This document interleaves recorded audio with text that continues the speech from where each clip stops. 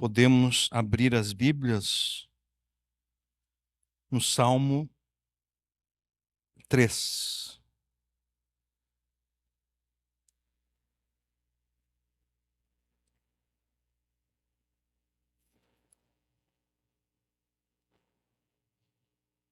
Senhor, como se têm multiplicado os meus adversários. São muitos os que se levantam contra mim. Muitos dizem da minha alma, não há salvação para ele em Deus. Selá. Selá é uma palavra que se refere a uma pausa musical. Esse Davi entendeu que ele deveria inserir uma pausa. É aqui que nós vamos parar na leitura bíblica dessa noite. Quando queremos, nós sabemos ser cruéis. Quando queremos, nós sabemos precisamente como machucar as pessoas. Especialmente aquelas pessoas que nos são íntimas. Nós sabemos exatamente o que nós podemos fazer ou falar para machucar as pessoas. Eu incluo a todos nós, porque separados de Jesus, qualquer um de nós é capaz de cometer as maiores crueldades. E uma das maiores crueldades que podemos fazer para qualquer pessoa é destruir a confiança que essa pessoa tem em alguém a quem ela ama. Se você for casado, por exemplo, uma das maiores crueldades que alguém poderia fazer contra você é destruir a confiança que você tem no teu cônjuge.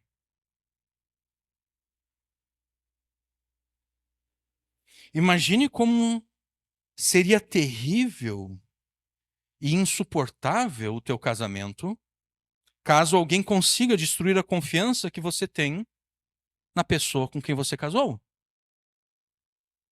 Imagine como seria terrível, seria insuportável. Né? Ou o contrário.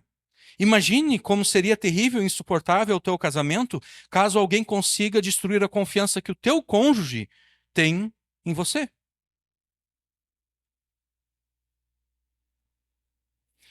Maior crueldade do que essa será alguém conseguir destruir a confiança que você, como crente em Jesus, como discípulo de Jesus, deve ter em Deus, o teu Pai.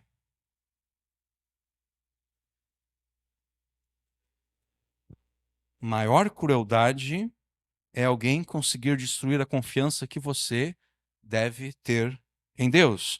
Porque é exatamente isso que os inimigos da tua alma pretendem. Quem são os inimigos da tua alma?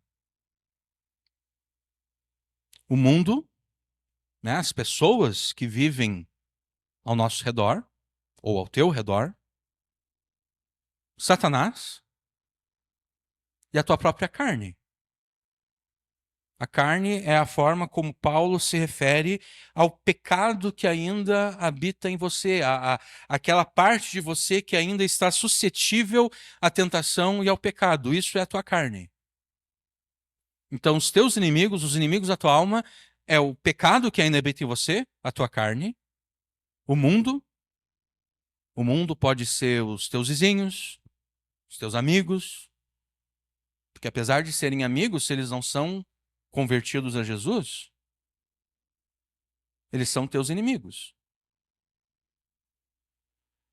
Porque eles não vão gostar quando você, por ser leal a Jesus, contrariar os pecados deles. Quando você, por ser leal a Jesus, contrariar os pecados deles, contrariar os propósitos pecaminosos deles, essas pessoas que são tuas amigas, teus parentes, pessoas que te amam, pessoas que gostam de ti, pessoas que fariam qualquer coisa por ti, essas pessoas, nesse momento, elas não vão gostar de ti. Nesse momento, elas vão te odiar. Então, os inimigos da tua alma, você próprio, a tua carne, o pecado que habita você, o mundo, as pessoas que estão ao teu redor e Satanás, o diabo, os demônios. Esses são os inimigos da tua alma. Os inimigos da tua alma, quando eles se levantam contra você, eles não se levantam apenas para te atacar diretamente. Ao mesmo tempo que eles te atacam frontalmente, a tua carne, o mundo e Satanás, eles tentam, de todas as formas, minar e destruir a confiança que você deve ter em Deus, que você, como discípulo de Jesus, deve ter em Deus.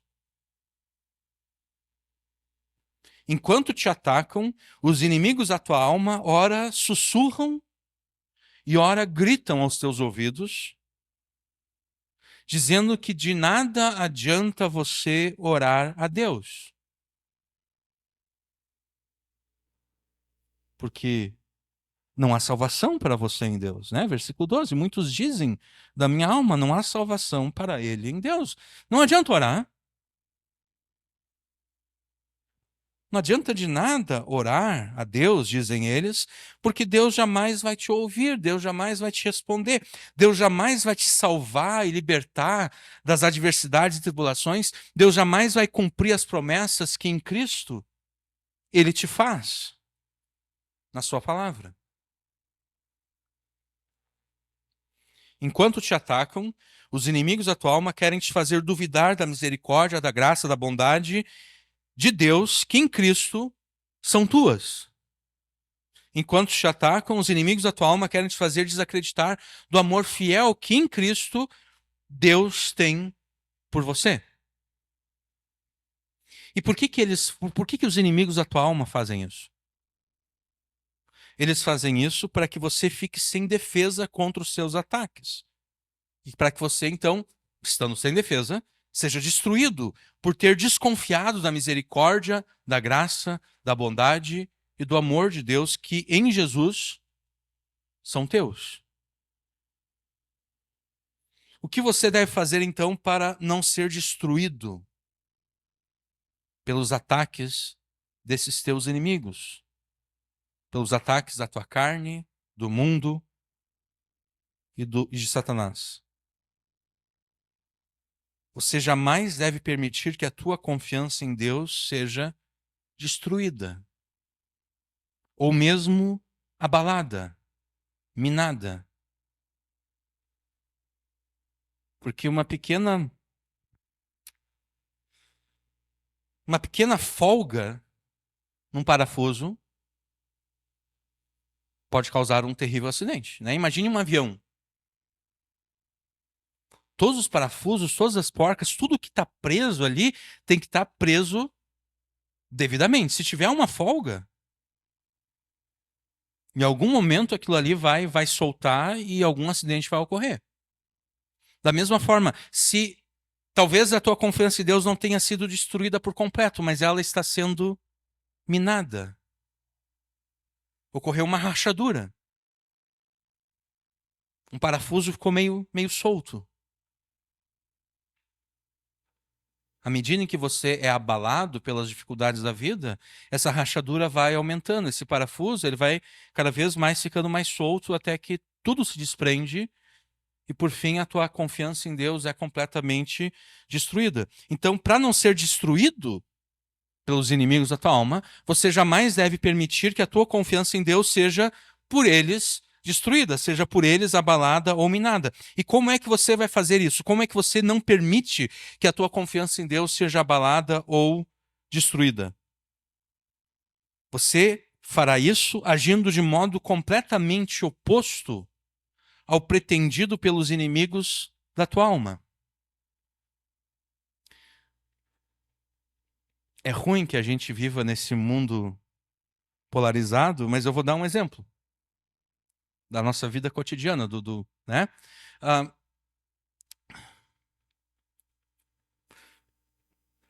quando o Trump taxou o Brasil,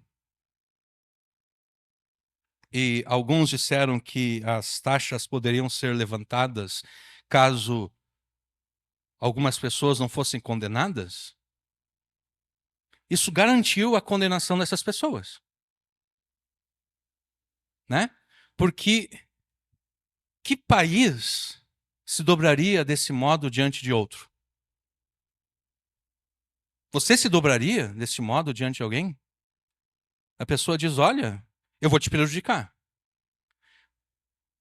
Mas se tu voltar atrás daquilo que tu está fazendo, eu vou deixar de te prejudicar. Se tu fizer a minha vontade, eu não vou te prejudicar mais. Se você é uma pessoa que se preza, você não vai ceder à pressão, né? Na verdade, você vai ficar cada vez mais pronto a fazer aquilo que aquela pessoa não quer que você faça. Você vai pensar, ah, é? Tu não quer que eu faça isso? Pois é agora que eu vou fazer. Então você deve agir mais ou menos como o judiciário brasileiro está agindo. O mundo, a carne e o diabo querem fazer com que você desconfie de Deus. Faça o exato oposto do que eles querem que você faça. O pecado que habita em você, o mundo e Satanás afirmam que nem adianta você orar a Deus porque ele jamais vai te livrar. Faça o exato oposto. Ore ainda mais.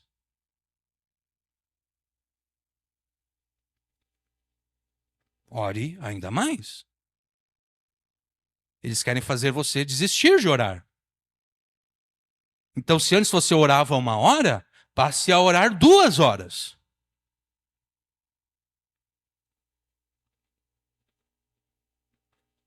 Não se dobre diante daqueles que querem te fazer desistir do caminho, do caminho que Deus te ordena.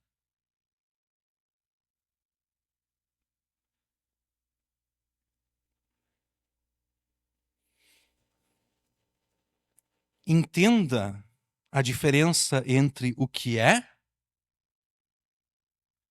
e o que deve ser. Nós vamos tratar disso ao longo da pregação, você vai entender o que eu quero dizer com isso. Entenda a diferença entre o que é e o que deve ser, ao ser atacado pelos inimigos da tua alma, e então ore a Deus em nome de Jesus com uma intensidade jamais experimentada antes.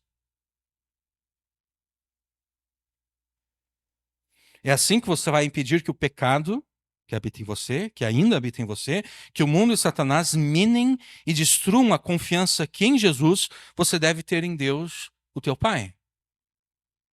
É assim que você vai vencer a tua carne, o mundo e o diabo. E ao longo dessa pregação, como eu afirmei antes, nós vamos explicar o que queremos dizer com entender a diferença entre o que é e aquilo que deve ser. O Salmo 3 é classificado como um salmo de lamento. Um salmo de lamento é caracterizado pela oração desesperada do salmista, uma oração na qual ele busca proteção, libertação e salvação de Deus.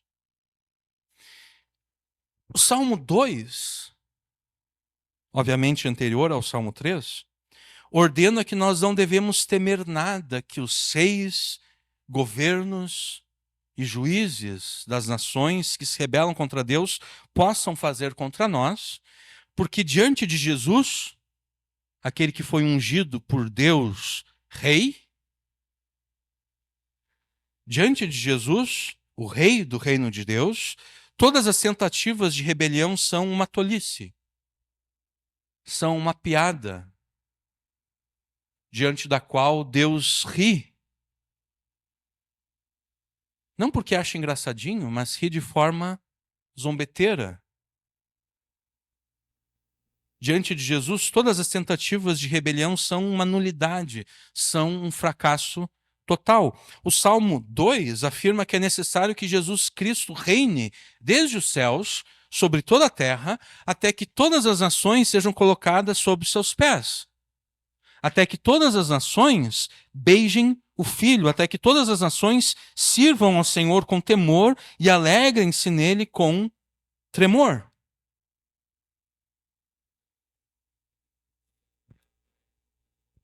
Isso quer dizer, então, que nós, que somos crentes em Jesus, a igreja, nós podemos estar certos de que a missão que Jesus nos deu, na grande comissão, de discipularmos as nações e ensiná-las a obedecer tudo que Jesus ordenou, essa missão será plenamente cumprida antes do final da história. O Salmo 2 promete isso.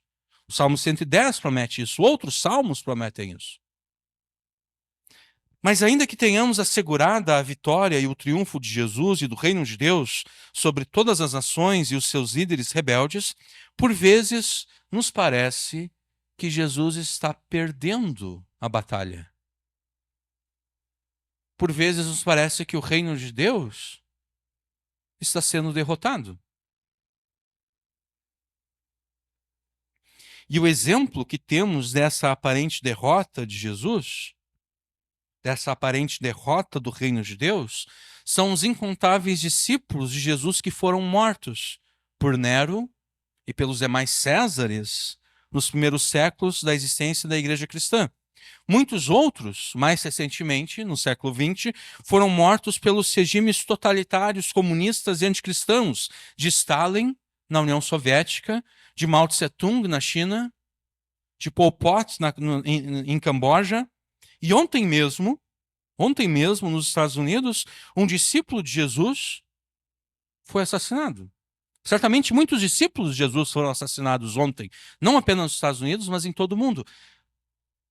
Mas ontem foi assassinado um discípulo de Jesus chamado Charlie Kirk, famoso por promover a cosmovisão cristã por meio de diálogos e debates que ele fazia em vários lugares, universidades. E ele foi morto. Ele foi assassinado. E, pelo que eu vi, a imprensa brasileira está reportando ele como sendo um supremacista branco racista, mas isso não é verdade.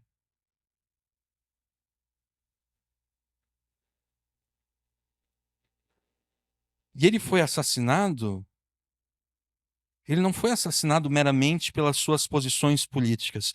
Ele foi assassinado pela sua fé em Jesus, porque as posições políticas que ele tinha estavam assentadas sobre a fé que ele tinha em Jesus e eram derivadas da Escritura, eram derivadas de uma cosmovisão cristã.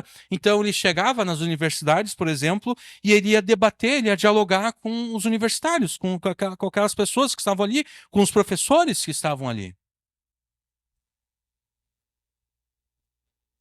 E ele ia debater, por exemplo, a questão do aborto, ou a questão do homossexualismo, ou a questão do transexualismo. E ele sempre abordava essas questões a partir de uma perspectiva cristã, e ele sempre, ao abordar essas questões de uma perspectiva cristã, ele pregava o evangelho. E ele foi morto. Então, aqueles que o conheciam, para essas pessoas, está parecendo que Jesus está perdendo a batalha, né?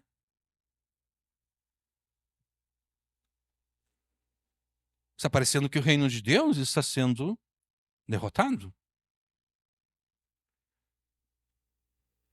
E nós podemos também, nós não devemos nos esquecer de todos os cristãos que ainda estão sendo perseguidos e mortos na China, na Coreia do Norte e em vários países muçulmanos.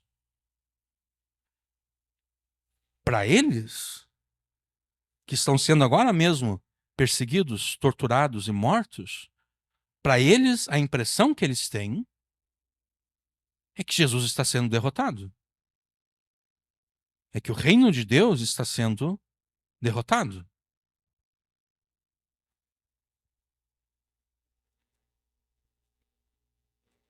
E essa foi a experiência de Davi no Salmo 3. Porque o Salmo 2, o salmo anterior ao Salmo 3, é um salmo que, em uma primeira instância, promete a Davi um reino invencível. Porque o primeiro Messias de Deus foi Davi. Na verdade, o primeiro Messias de Deus foi Saul. Saul foi ungido rei sobre o reino de Deus, Saul foi ungido rei sobre Israel, mas Saul não era um rei segundo o coração de Deus. Então Deus tirou o reino de Saul e escolheu a Davi, colocou Davi no seu lugar. E Davi tinha a promessa de que o seu reino seria invencível. O seu reino, que era o reino de Deus, né? Porque ao reinar sobre Israel, Israel era a nação escolhida por Deus. Então Israel era o reino de Deus na terra, no período da antiga aliança.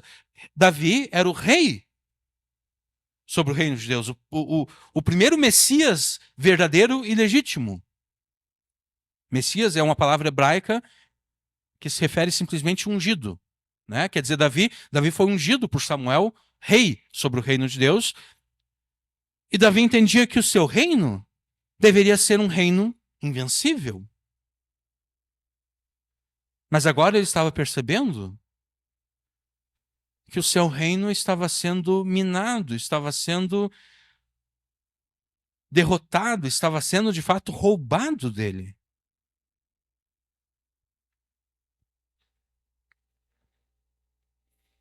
Davi, no Salmo 13 e em tantos outros salmos, ele denota essa percepção de que o reino de Deus estava sendo derrotado. Ao mesmo Davi que no Salmo 2 expressou toda a sua confiança no triunfo do reino de Deus, a este mesmo Davi muitas vezes pareceu que o reino de Deus estava sendo derrotado. E você tem que estar preparado para enfrentar circunstâncias em que parece, de fato, que Jesus está perdendo. Parece, de fato, que o reino de Deus está sendo derrotado e que Jesus é mais fraco do que aqueles que querem te destruir. Os salmos de lamento, então, como é o caso do Salmo 3, eles te ensinam a te aproximar de Deus em oração, expressando nessa oração toda a confusão que você sente ao perceber que o reino de Deus está sendo derrotado. Todo o desespero que você sente ao perceber que, pelo menos na tua vida, parece que Jesus está perdendo.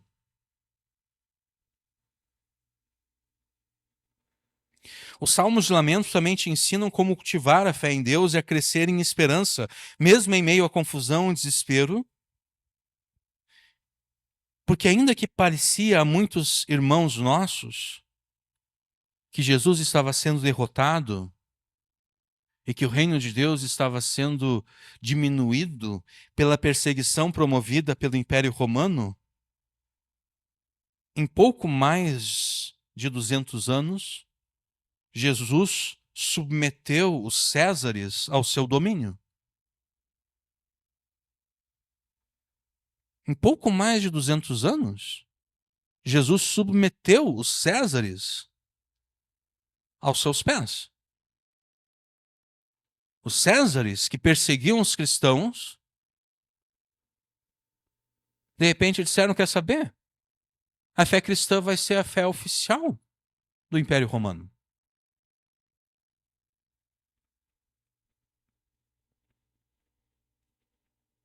Em pouco mais de 200 anos. O reino de Deus aparentemente estava sendo derrotado pelos Césares, e de repente Jesus submete os Césares ao seu próprio domínio.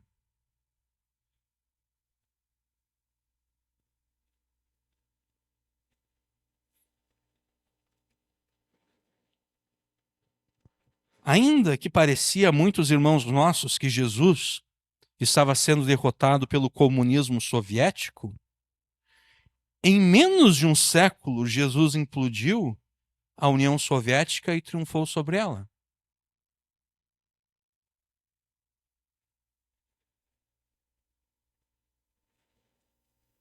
Menos de um século.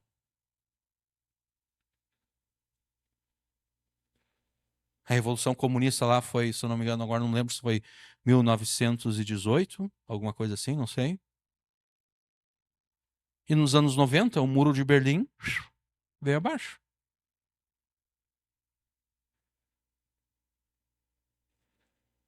Parecia que Jesus estava sendo derrotado pelo comunismo soviético, mas em menos de um século Jesus destruiu a União Soviética.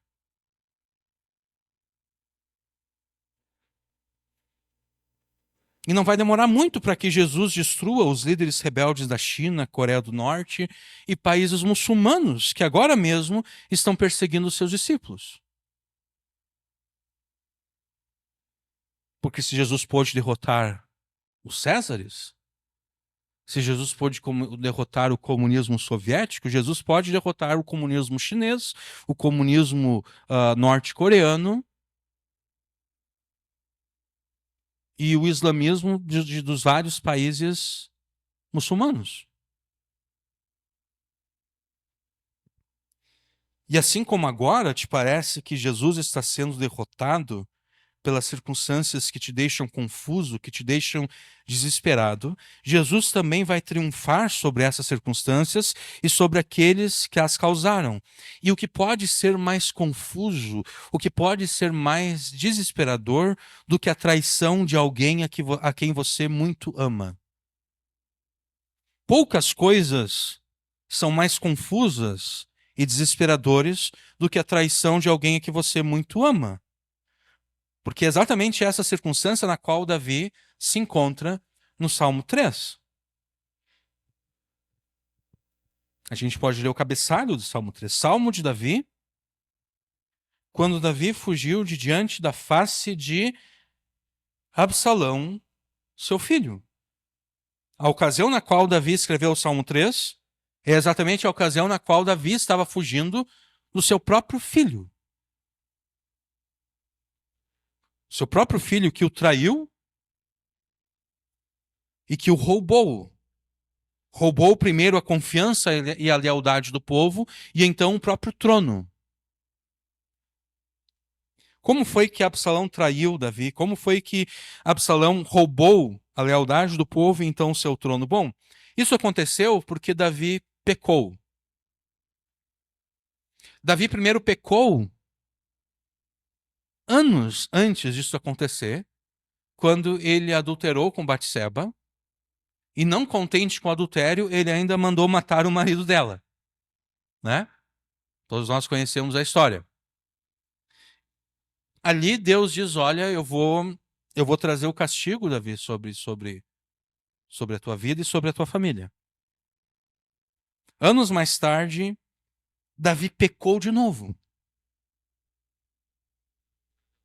Porque um dos seus filhos, Davi tinha muitas mulheres, então ele tinha vários filhos de várias mulheres, né?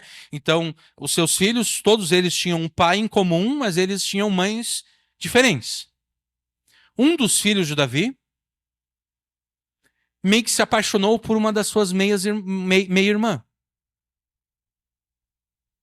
Filha do seu pai, mas não da sua mãe. Ele meio que se apaixonou por ela.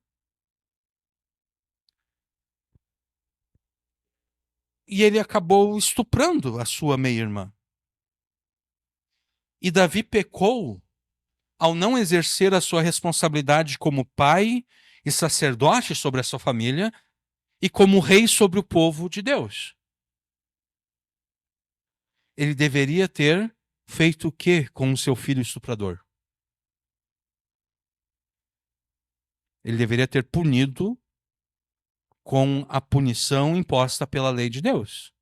E a punição imposta pela lei de Deus ao estuprador é a morte.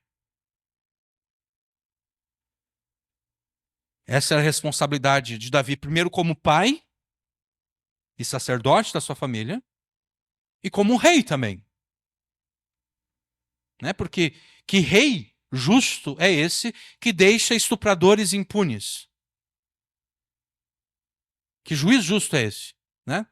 Não é um juiz muito justo. Um juiz que deixa estupradores impunes não é um juiz muito justo. Um pai que não faz justiça entre os seus filhos também não é um pai muito correto. E obviamente a gente pode entender, né? Imagine um pai ter que exercer esse tipo de justiça contra um dos seus filhos. Certamente é difícil. Mas é a responsabilidade de um pai. E é a responsabilidade de um rei fazer isso. Só que ele não fez.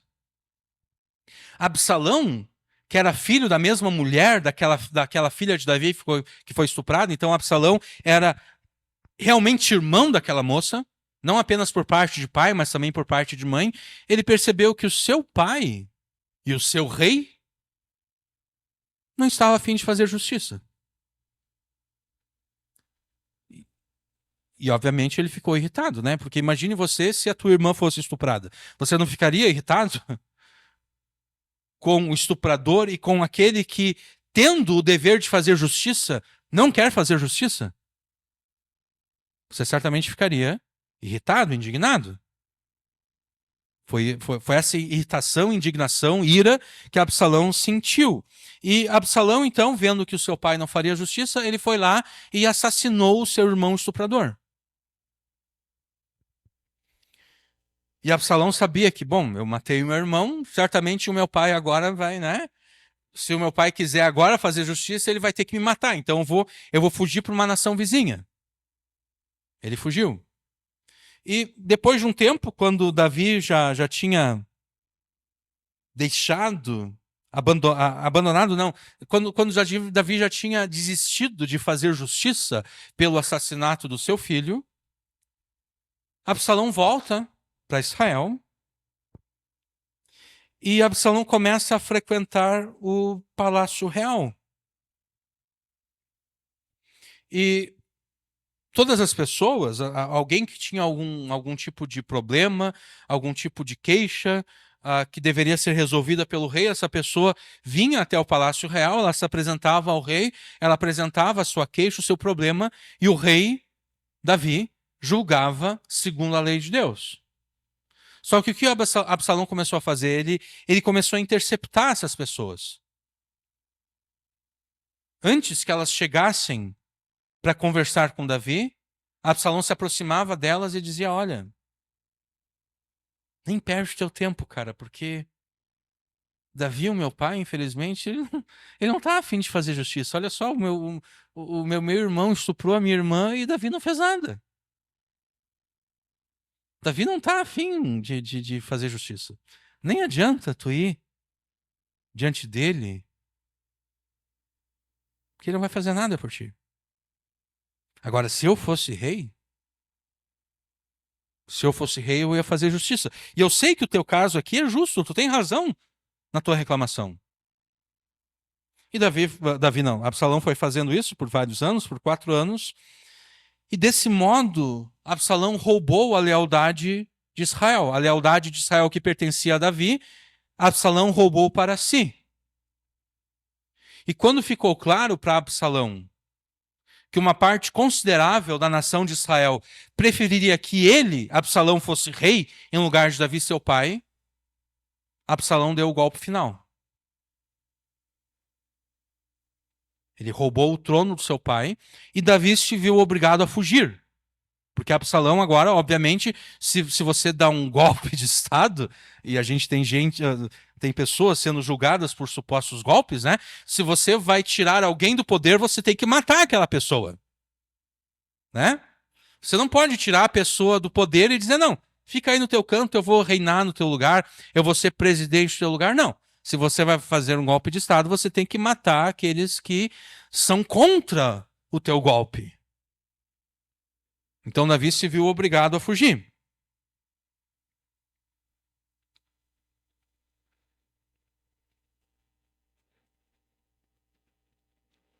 É por isso que Davi lamenta no Salmo 3. Porque os salmos de lamento são necessários quando nos parece que Jesus e o seu reino estão sendo derrotados pelos seus inimigos. E no caso de Davi, o seu inimigo era o seu próprio filho. A Davi pareceu que o reino de Deus estava sendo derrotado quando ele se viu traído e roubado pelo próprio filho. E não é à toa, então, que Davi começa o Salmo 3 com um lamento desesperador de que os seus inimigos estão se multiplicando e que aqueles que se levantam contra ele são muitos. Senhor, como se têm multiplicado os meus adversários? São muitos os que se levantam contra mim. Não foi apenas Absalão que se voltou contra Davi,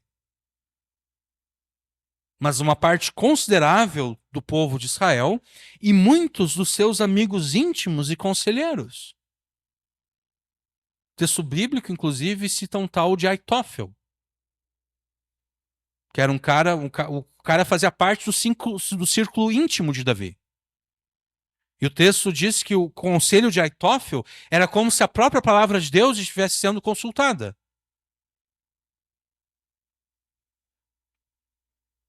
Mas Aitófel ficou contra Davi, ficou do lado de Absalão.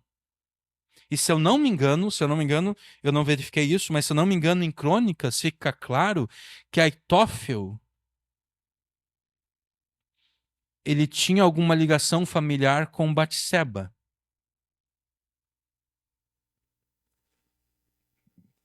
E talvez essa é a razão pela qual ele traiu Davi. Porque ele não gostou de que a sua familiar tenha sido levada para todo esse conflito, né? Davi adultera com Batseba, acaba matando o marido dela. Então o Aitófel, ele pensou, pô, por que o Davi está mexendo com a minha família? Né? Se eu não me engano, Crônicas deixa claro que Aitófel tinha alguma relação familiar com Batseba e provavelmente essa é a razão pela qual ele se volta contra Davi.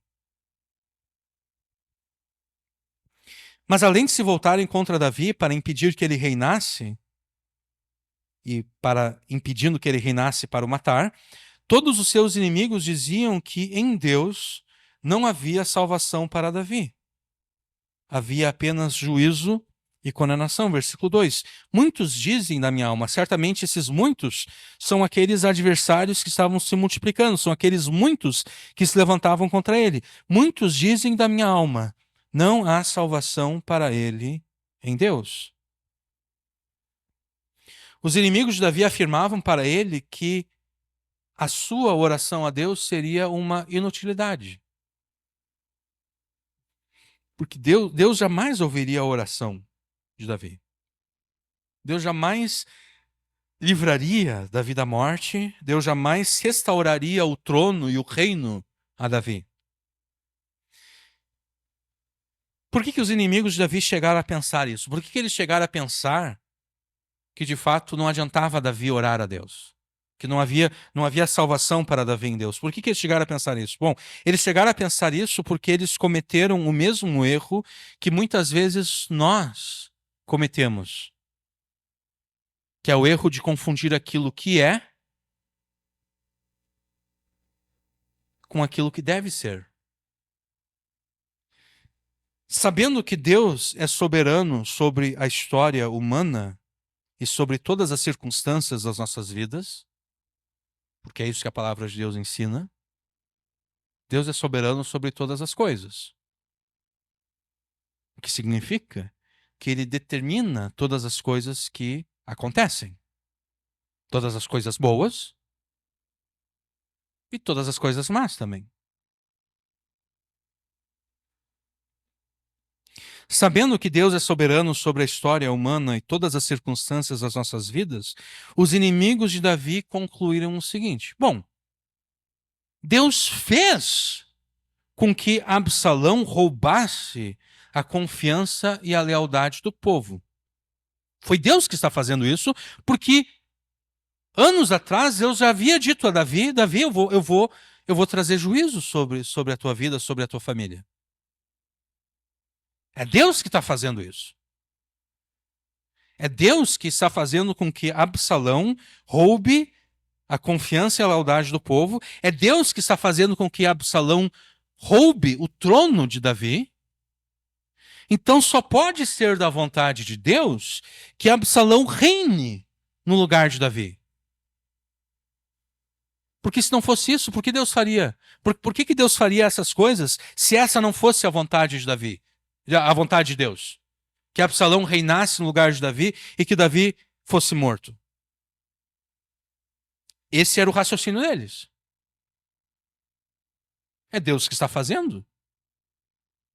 Se é Deus que está fazendo, então certamente essa é a vontade de Deus. Então, Davi, não há salvação para ti em Deus, Davi. É Deus que está fazendo isso.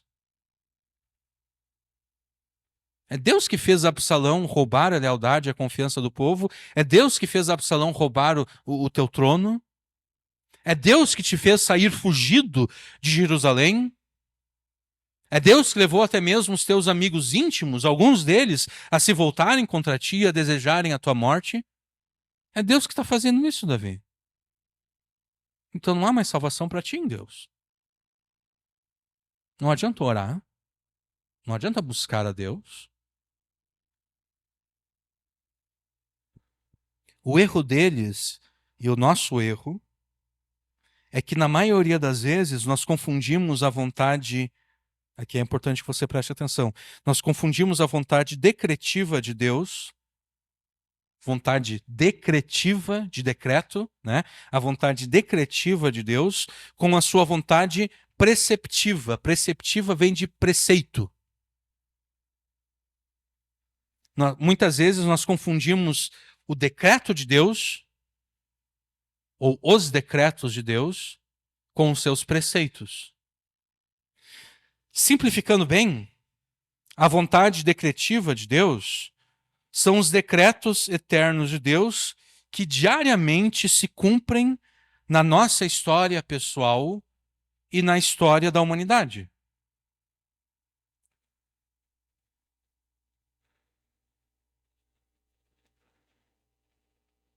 A vontade decretiva de Deus são os decretos eternos de Deus que diariamente se cumprem na nossa história pessoal, naquilo que aconteceu nas nossas vidas ontem, hoje, na semana passada, no ano passado, há 2 décadas atrás,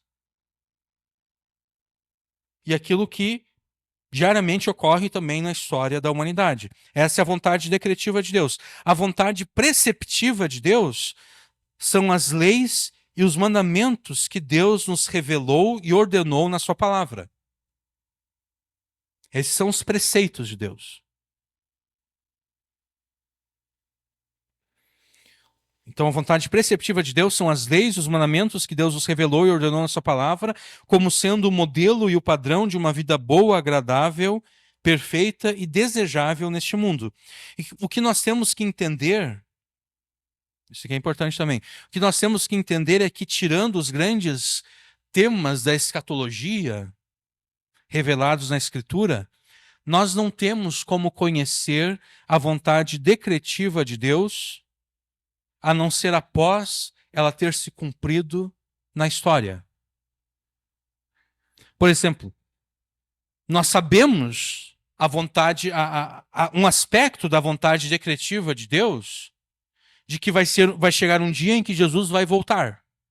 Porque a Escritura nos diz isso, né? Deus decretou que um dia Jesus vai voltar para julgar os vivos e os mortos. Então, esse aspecto do decreto de Deus, nós sabemos. Mas nós não sabemos o que Deus decretou para acontecer daqui a 5 minutos. Né? Nós não sabíamos que Deus tinha decretado que no dia de ontem o nosso irmão em Cristo lá nos Estados Unidos seria assassinado. E nem ele sabia disso também.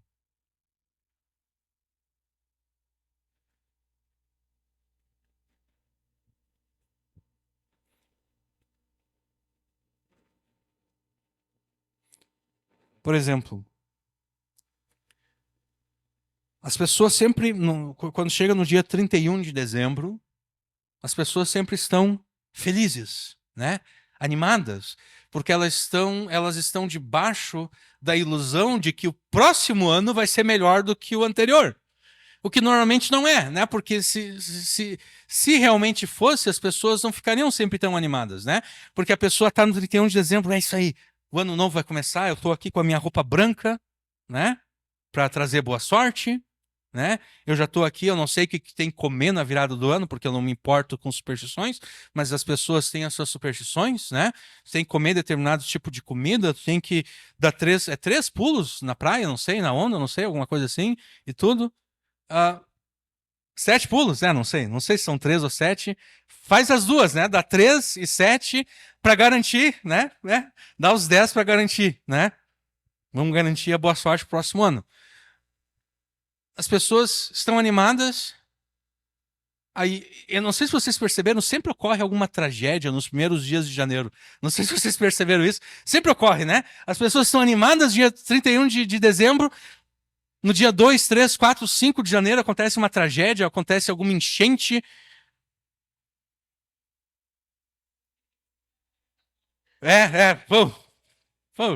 Pode acabar porque, né? Quer dizer, logo no início do ano, aquela animação toda já cai por água abaixo, né? No dia 31 de dezembro de 2019, quer dizer, quase há quase 6 anos atrás, né?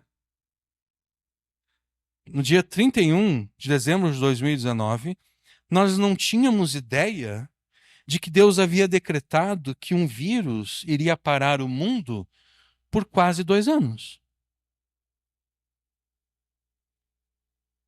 A gente tinha ouvido alguma doença lá na China, não sei o que e tudo, mas ninguém imaginou no dia 31 de dezembro de 2019 de que ali por meados de março de 2020 o mundo inteiro pararia. Nós não sabíamos disso no dia 31 de dezembro de 2019. E de que o mundo pararia por quase 2 anos. Nós só tomamos conhecimento de que Deus havia decretado isso para os anos de 2020 e 2021 à medida em que nós fomos vivendo a história, né? Chegou março de 2020, é 2 semanas para achatar a curva, não sei o quê, e essas 2 semanas se transformaram em 2 anos quase. À medida em que a gente foi vivendo a história, a gente foi percebendo o que Deus havia decretado para os anos de 2020 e 2021. Antes disso, não tínhamos como saber.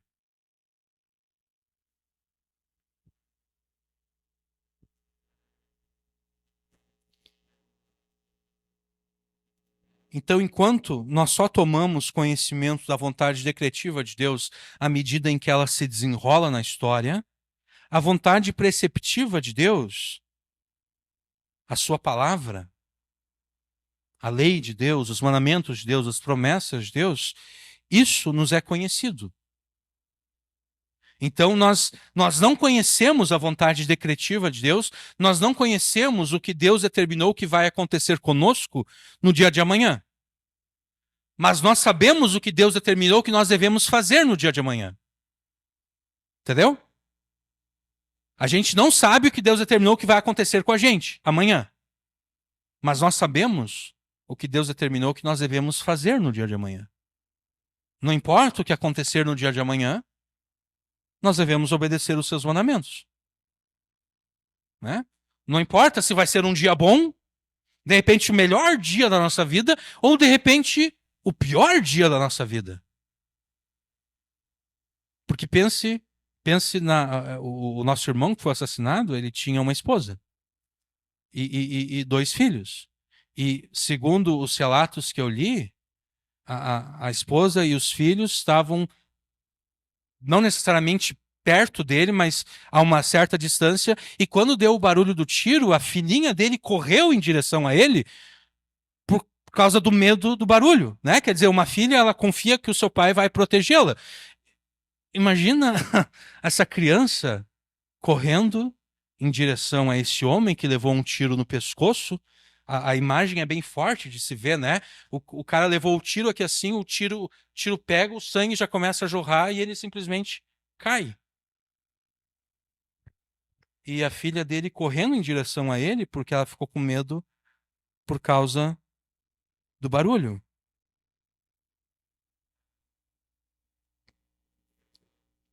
Certamente esse foi um dos piores, talvez o pior dia dessa família.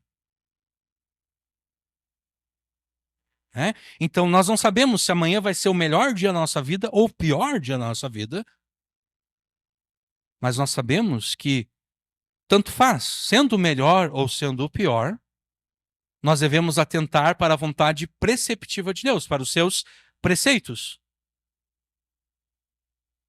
para aquilo que ele determinou na sua palavra.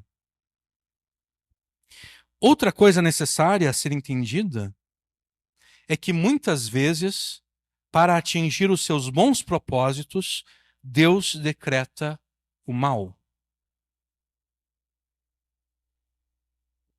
Para atingir os seus bons propósitos, Deus decreta o mal. Deus decreta... O que é o mal?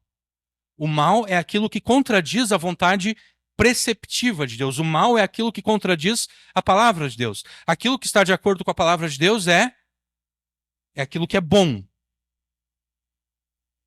O mal é aquilo que contraria a palavra de Deus. Então, muitas vezes, Deus decreta aquilo que contradiz os seus preceitos.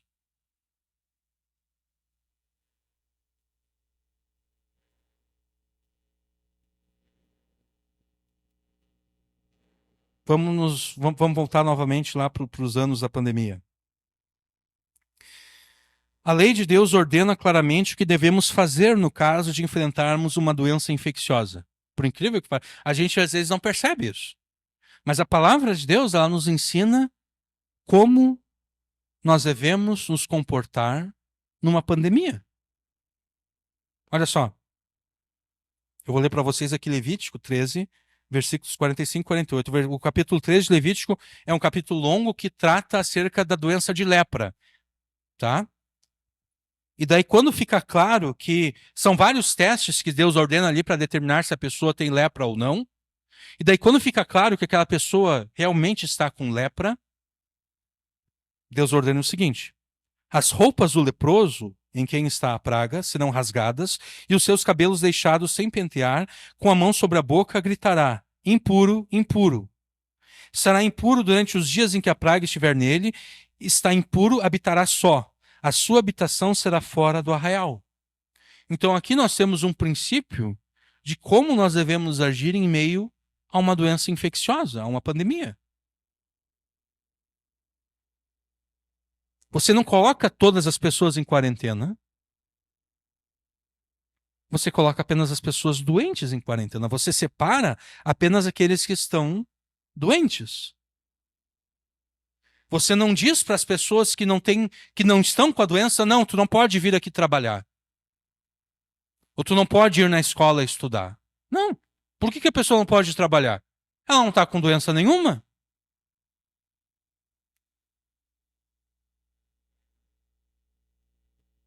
Você só impede de ir ao trabalho a pessoa que está doente. Então você diz para os funcionários: olha, se tu sentir algum sintoma, alguma coisa, nem vem para o trabalho, só me manda uma mensagem aqui no WhatsApp e diz: ó, chefe, hoje eu não vou poder ir porque eu estou sentindo aqui sintoma. Vai lá no médico, vê o que tu tem, faz o teste, não vem aqui trabalhar. Mas os outros podem vir tranquilamente. É isso que a palavra ordena, é isso que a palavra de Deus ordena, é isso que a vontade preceptiva de Deus ordena. Mas não foi isso que Deus decretou que ocorresse nos anos de 2020 e 2021, né? Deus decretou que todo mundo abandonasse a razão. Deus decretou que o mundo inteiro, ou ao menos as pessoas que dominam sobre as nações, abandonassem toda a razão, ou então, por algum motivo, mesmo sabendo que estavam fazendo alguma coisa errada, continuassem fazendo o que estava errado. Deus ordenou que todas as nações simplesmente proibissem as pessoas de cumprir as suas responsabilidades. Então o mundo parou. E muitas empresas faliram, né? Não empresas multinacionais ou até mesmo empresas nacionais, mas que são de grande porte, mas empresas pequenas.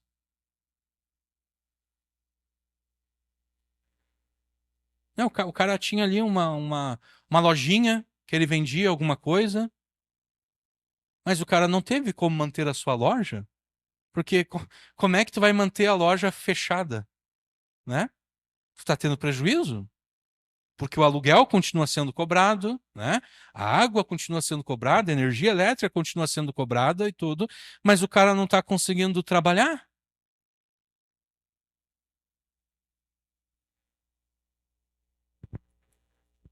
Então, embora a vontade preceptiva de Deus ordene que nós separemos apenas aqueles que estão doentes, Deus decretou que nós abandonássemos a razão e abandonássemos aquilo que Deus ordena na sua palavra para fazermos o impensável, que é de parar tudo. E nós sabemos que Deus decretou isso porque foi exatamente isso que aconteceu, né?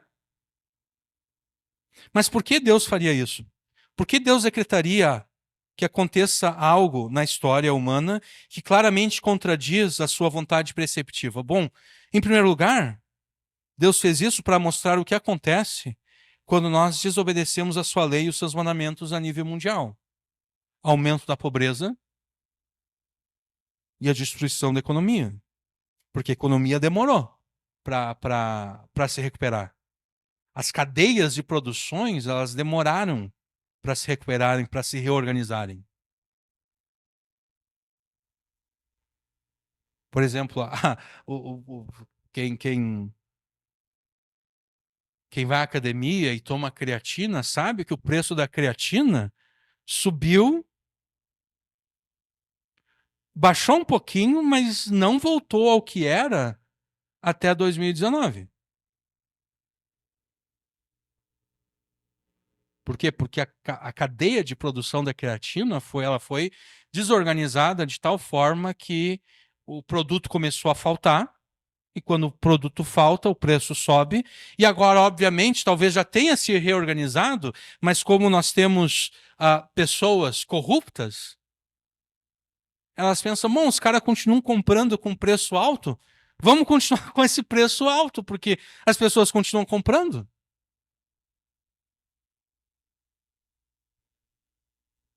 Então, por que Deus decretaria algo assim? Por que Deus decretaria que acontecesse algo que é contrário à sua vontade preceptiva? Em primeiro lugar, para mostrar o que acontece quando nós desobedecemos a sua lei. Aumento da pobreza e destruição da economia, que é mais ou menos aquilo que Deus afirma a Israel na maldição da aliança.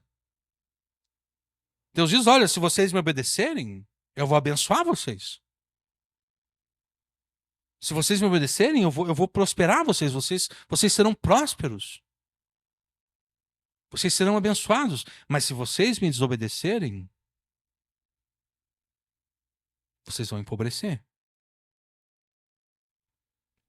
A economia de Israel vai por água abaixo.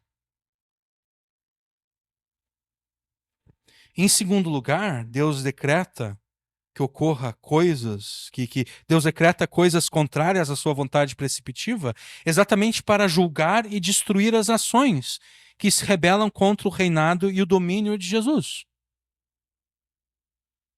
A gente pode ler rapidamente aqui o Salmo 2. Por que se amotinam os gentios? Por que o Brasil, os Estados Unidos, a Argentina, a China, a Coreia do Norte se amotinam e os povos imaginam coisas vãs? Os reis da terra, o Lula, o STF, o Trump, o Bolsonaro, o ditador lá da China e da Coreia do Norte, os reis da terra se levantam e os governos consultam juntamente contra o Senhor e contra o seu ungido. O Milei, também da Argentina, dizendo, rompamos as suas ataduras e sacudamos de nós as suas cordas. Aquele que habita no céu se rirá, como eu disse antes, é uma piada. O Senhor zombará deles. Então lhes falará na sua ira e no seu furor os turbará. Eu, porém, Deus dizendo, né? Eu, porém, ungi o meu rei sobre o meu santo monte de Sião. Proclamarei o decreto. Aqui é o rei que foi ungido, que está proclamando o decreto que ele ouviu de Deus. O Senhor me disse, tu és meu filho, eu hoje te gerei. E ele também me disse o seguinte, pede-me e eu te darei os gentios por herança e os fins da terra por tua possessão. E é por isso que Jesus diz que, né, todas as nações devem ser discipuladas, né, porque ele realmente pediu a Deus o Pai os gentios por herança e os fins da terra por sua possessão. Tu, agora é Deus falando, né, para o filho, tu os esmigalharás como uma vara de ferro, com uma vara de ferro, tu os despedaçarás como um vaso de oleiro. Agora, pois, ó Lula e ministros do STF, e Trump, e Milei, e o presidente da China, que na verdade é um ditador, e o ditador da Coreia do Norte, e o Bolsonaro também, agora, pois, ó reis, sede prudentes, deixai-vos instruir juízes da terra. Servi ao Senhor com temor e alegrai-vos com tremor. Beijai o filho para que se não ire, e pereçais no caminho quando em breve se acender a sua ira. Bem-aventurados todos aqueles que neles confiam. Versículo 9. Tu os esmigalharás como uma vara de ferro. Com uma vara de ferro, desculpe. Tu os despedaçarás com um vaso de oleiro. Enquanto as ações dos seus governantes continuam a se rebelar contra o Filho de Deus, que Deus ungiu como o Rei, Enquanto elas continuam nessa rebelião, Jesus esmigalha a essas nações e os seus líderes com vara de ferro e as despedaça como a um vaso de oleiro. Então, por isso, Deus decretou o que ele decretou nos anos de 2020 e 2021. Para julgar e destruir as nações que se rebelam contra o reinado e o domínio universal de Jesus. E esses propósitos demonstrar o que ocorre quando nós desobedecemos a Deus e o seu juízo sobre as nações e reinos que se rebelam contra ele, esses dois propósitos são bons propósitos da parte de Deus. Então Deus decreta o mal para atingir os seus bons propósitos. É mais ou menos como um pai disciplinando seu filho. A disciplina, do ponto de vista de quem a recebe, e muitas vezes do ponto de vista daquele que também aplica, né? Porque um pai e uma mãe certamente não sente prazer em disciplinar o seu filho, né? Então a disciplina é algo ruim, algo mal, mas ela serve a um propósito bom.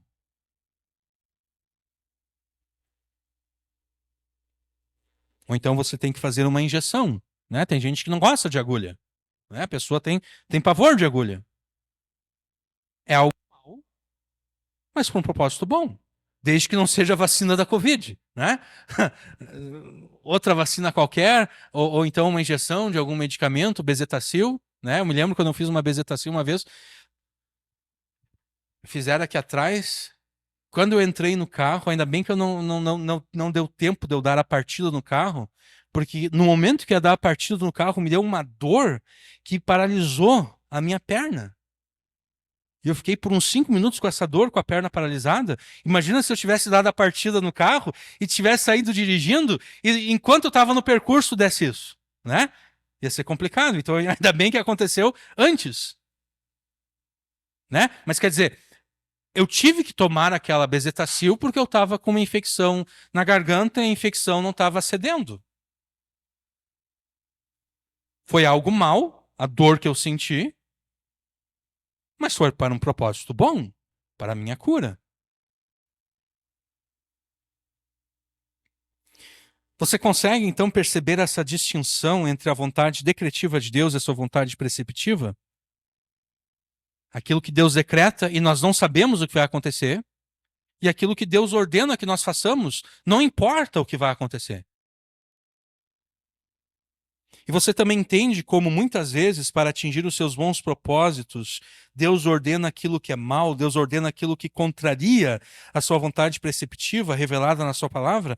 Outro exemplo é a morte de Jesus. Porque do ponto de vista daquilo que Jesus sofreu, foi mal, né? Quem é que quer ser traído por um amigo? Amigo, com um beijo traz o filho do homem, né? Quer dizer, quem é que quer ser traído por um amigo? Quem é que quer ser abandonado pelos outros amigos? Porque quando Jesus foi preso, os discípulos abandonaram. Quem é que quer ser julgado injustamente? Quem é que quer ser rejeitado pelo seu próprio povo? Quem é que quer ser preterido a favor de um assassino? Olha, a gente não te quer, não, a gente prefere um assassino. Como é, como é que você se sentiria se alguém dissesse isso para você? Olha, cara, eu prefiro a companhia de um assassino do que a tua companhia. Nenhum de nós ficaria muito feliz com isso, né? Ah, quem é que gostaria de ser chicoteado,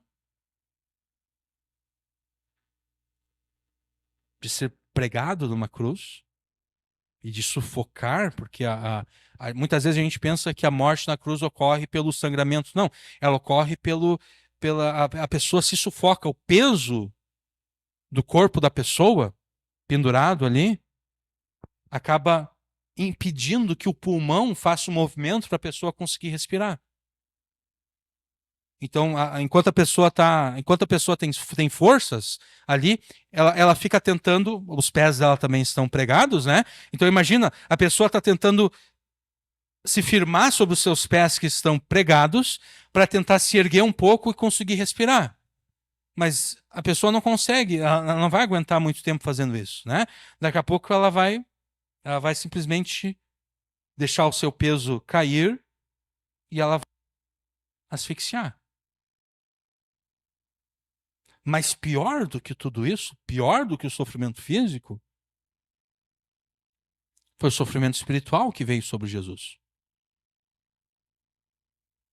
Porque Jesus suportou na cruz a ira de Deus, Jesus suportou a maldição de Deus. Jesus suportou o inferno que deveria ser dado a cada um daqueles a quem Deus escolheu para a salvação. Jesus suportou o inferno no lugar de todos aqueles que foram ordenados por Deus para a salvação.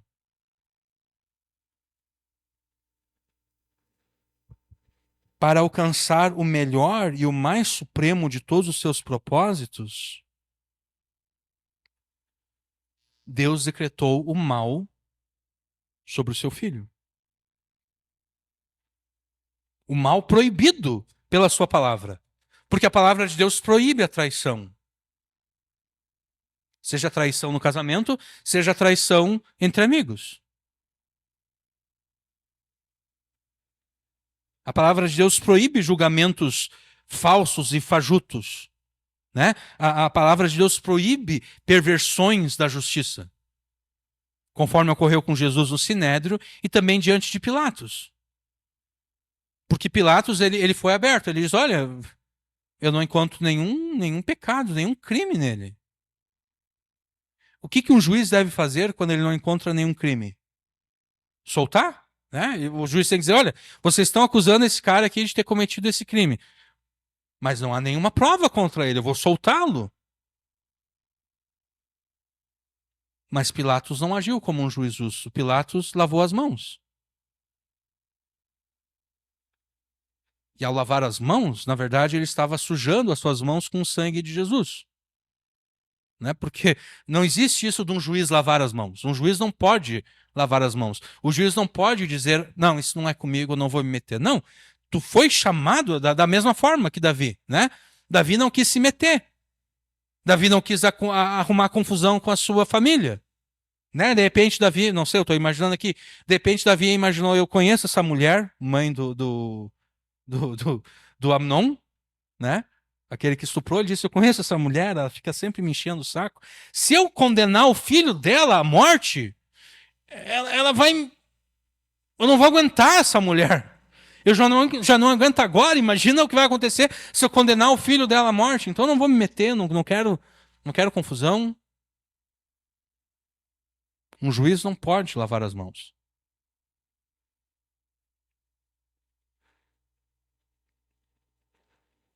Então, o mesmo Deus que proíbe todos os pecados que foram cometidos contra Jesus, o mesmo Deus que proíbe na sua lei e na sua palavra todos os crimes que foram cometidos contra Jesus, decretou que esses pecados e crimes fossem cometidos contra Jesus.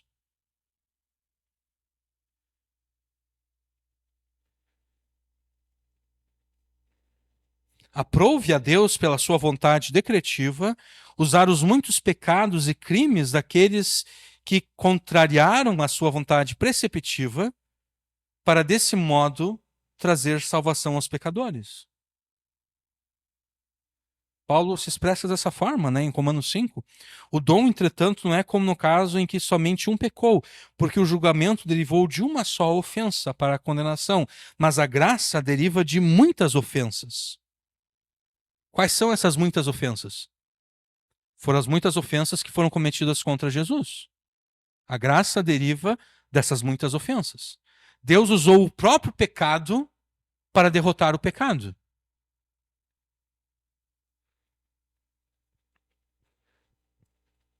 Os inimigos de Davi ou não sabiam, ou fingiam não saber, que para alcançar os seus bons propósitos, Deus por vezes determina que a sua vontade decretiva contradiga a sua vontade preceptiva. E é por essa razão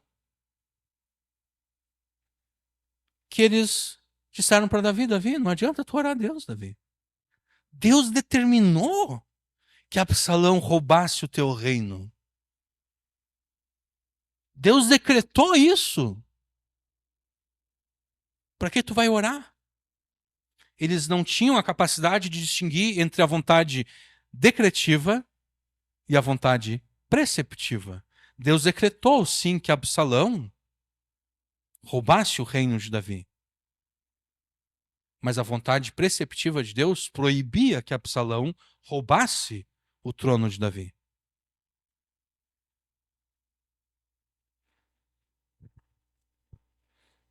Isso explica, então, a fala deles a Davi no verso 2. Não há salvação para ele em Deus. E eles diziam: Davi, para que tu vai orar, Davi? Não tem por que tu orar. Tu não percebeu que Deus está do nosso lado? Deus está do lado de Absalão. Deus está do nosso lado, Davi. Da mesma forma como quando Samuel te ungiu, Deus não esteve mais do lado de Saul e ficou do teu lado, agora também aconteceu a mesma coisa, Davi.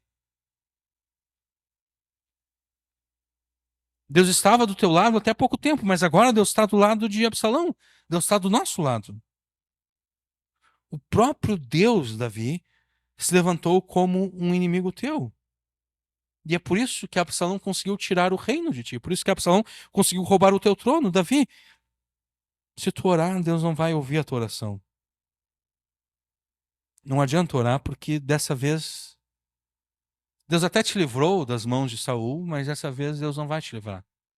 Porque dessa vez Deus está conosco. Deus não está contigo. É Deus que está fazendo isso. E tu sabe, Davi, porque Natã disse que isso ia acontecer. O profeta de Deus te falou que isso ia acontecer. Outra forma de expressar a distinção entre a vontade decretiva e a vontade preceptiva de Deus é a diferença entre aquilo que é e aquilo que deve ser. Eu nunca vi ninguém usando essa terminologia, a diferença entre aquilo que é e aquilo que deve ser.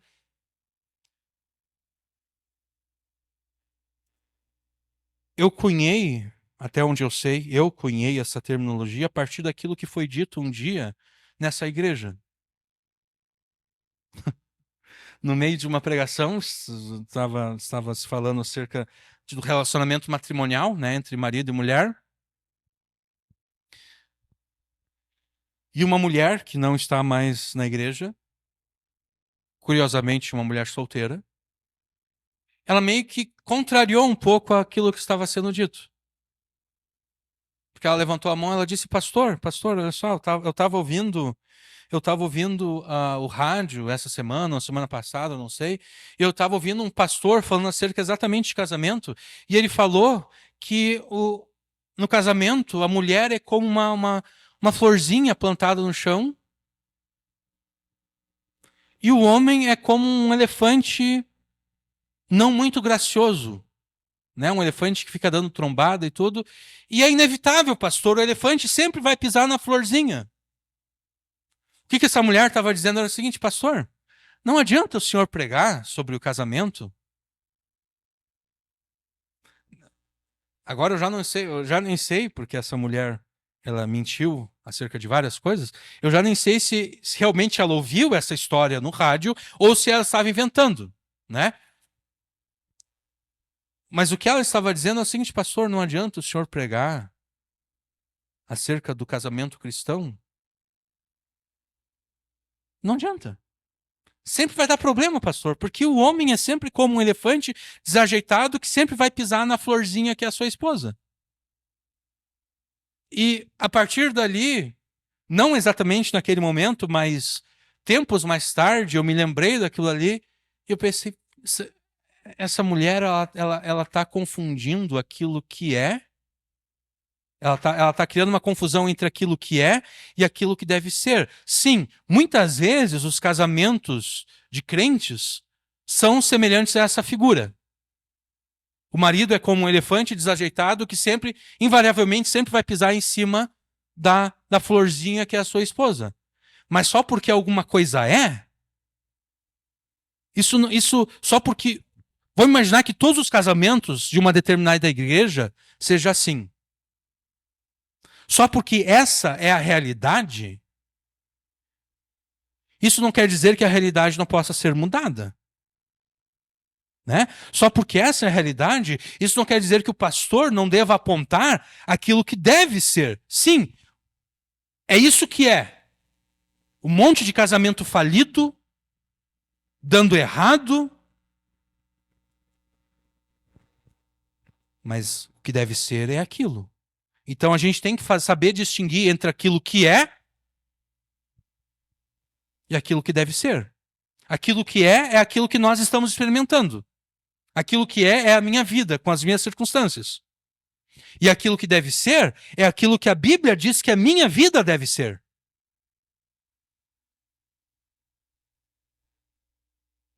Aquilo que é, a gente pode afirmar dessa forma, aquilo que é se refere à vontade decretiva de Deus se desenrolando no tempo na história.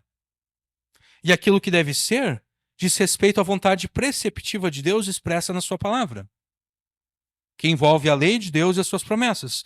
Tudo o que é, ou seja, todas as coisas que acontecem, acontecem unicamente porque Deus decretou que elas assim acontecessem. Mas nem tudo o que é, nem tudo aquilo que Deus determina, ocorre com a aprovação dele. Deus não estava aplaudindo Pilatos. Muito bom. Que bom. Eu estou feliz que tu lavou as mãos, Pilatos. Não. Deus estava desaprovando Pilatos. Mas não foi Deus que determinou que Pilatos fosse um juiz injusto? Sim, foi Deus. Deus determinou que ele fosse um juiz injusto. Mas Deus se ira contra os juízes injustos. Então, nem tudo aquilo que Deus determina ocorre, nem tudo aquilo que Deus determina que ocorra ocorre com a aprovação de Deus. Deus não estava aprovando Judas quando Judas traiu Jesus. Deus não estava aprovando Pilatos quando Pilatos lavou as suas mãos. Deus não estava aprovando o Sinédrio quando o Sinédrio contratou testemunhas falsas para falarem contra Jesus. Deus não estava aprovando a multidão quando a multidão gritou crucifica-o, crucifica-o. Deus não estava aprovando nada disso. Deus determinou que essas coisas ocorressem, mas elas não estavam ocorrendo com a aprovação de Deus. Trazendo aqui para o texto, Deus determinou que Absalão roubasse o reino de Davi. Mas Deus não estava aprovando Absalão enquanto Absalão estava roubando o trono de Davi. Deus não estava aprovando Absalão, Deus não estava aplaudindo, é isso aí, Absalão. Não. Nem tudo o que Deus decreta, ele aprova.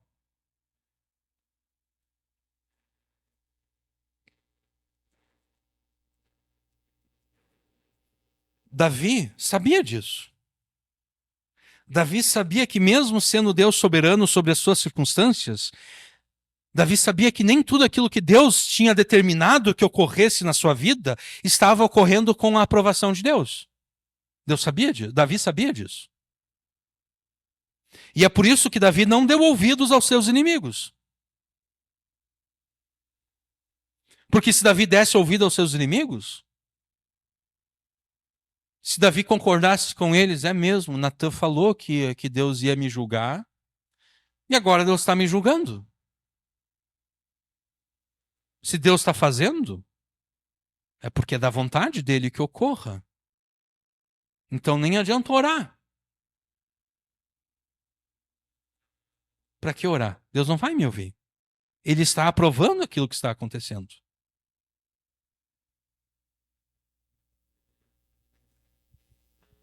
Davi demonstra entender muito bem a diferença entre aquilo que é, aquilo que estava acontecendo, Absalão roubando o seu reino, e aquilo que deveria ser. Ou seja, Absalão não roubando o seu reino. Davi entendia Davi conseguia muito bem diferenciar entre uma coisa e outra. E é por isso que, ao lamentar diante de Deus, Davi apresentou a Deus aquilo que era. Davi apresentou a Deus as suas circunstâncias adversas, a saber, os seus muitos inimigos. Davi disse: Senhor, como se tem multiplicado os meus adversários? O meu próprio filho, Senhor. Meu próprio filho me traiu, roubou o povo, roubou meu trono. São muitos os que têm se levantado contra mim. Isso é aquilo que é na minha vida, Senhor. Essas são as minhas circunstâncias. E eu sei que foi o Senhor que determinou isso sobre a minha vida, porque o Senhor já tinha dito isso para mim através de Natã.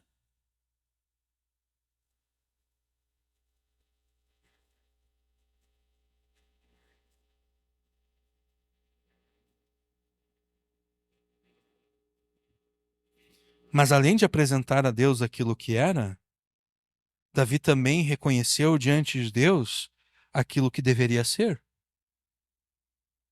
Porque ao reclamar, e aqui eu não estou usando reclamar no sentido negativo, né? Ao dizer a Deus: Senhor, os meus inimigos têm se multiplicado, são muitos que estão se levantando contra mim, ao se expressar dessa forma a Deus, Davi está reconhecendo que a circunstância dele é desfavorável. Que a circunstância dele não é uma circunstância boa, agradável e perfeita. Não é bom ter inimigos, né? Não é bom que as pessoas se levantem como inimigos teus. Não é agradável, não é desejável que isso ocorra. Nas entrelinhas aqui, desses 2 primeiros versos, a oração de Davi pode ser assim expressa: Senhor, os meus inimigos estão aumentando cada vez mais. Mas não é assim que a tua palavra afirma que a minha vida deveria ser. Eu sou o rei de Israel. E pelos teus preceitos, expressos no Salmo 2, o salmo anterior, e também na aliança que o Senhor fez comigo, lá em 2 Samuel 7, pelos teus preceitos, as nações do mundo inteiro, os seus reis e governos, devem submissão a mim e a meus filhos. O Senhor determinou isso. O Senhor determinou que o teu reino em Israel domine sobre todas as nações. O Senhor determinou que todas as nações e os seus governantes se submetam a mim, a quem o Senhor escolheu, e com quem o Senhor me fez uma aliança, e aos meus filhos, para sempre. Foi o Senhor que determinou isso. Então, como é possível que os meus inimigos estejam se multiplicando? Como é possível isso acontecer?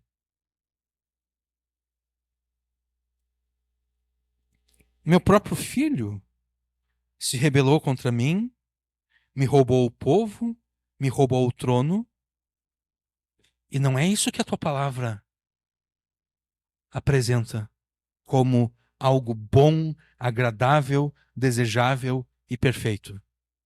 A tua palavra proíbe isso, a tua palavra proíbe a traição, a tua palavra proíbe o roubo.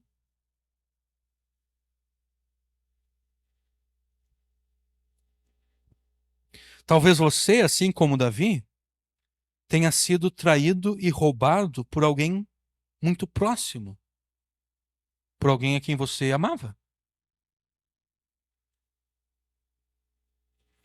Ou talvez você não tenha sido traído, nem roubado por ninguém.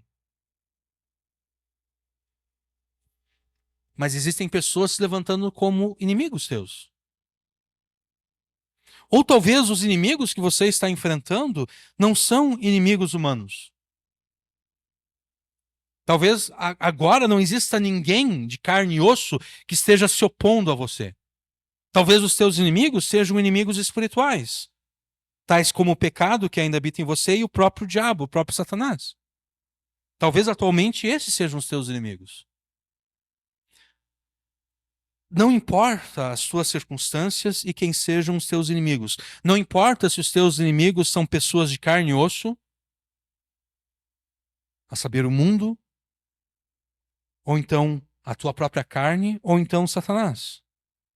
Não acredite nas palavras dos inimigos da tua alma quando eles te dizem que não há em Deus salvação para você.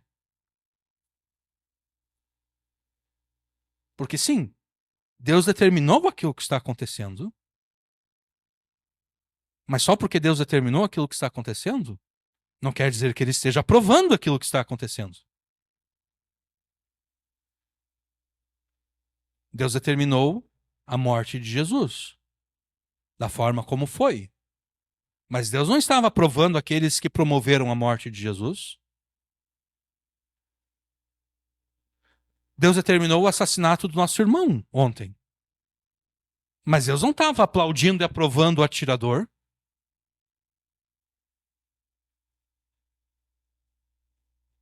Só porque algo está acontecendo pela determinação de Deus, não quer dizer que ele esteja aprovando aquilo que está acontecendo. E você deve fazer como Davi nesse salmo. Você deve saber diferenciar entre aquilo que é e aquilo que deve ser, segundo a palavra de Deus.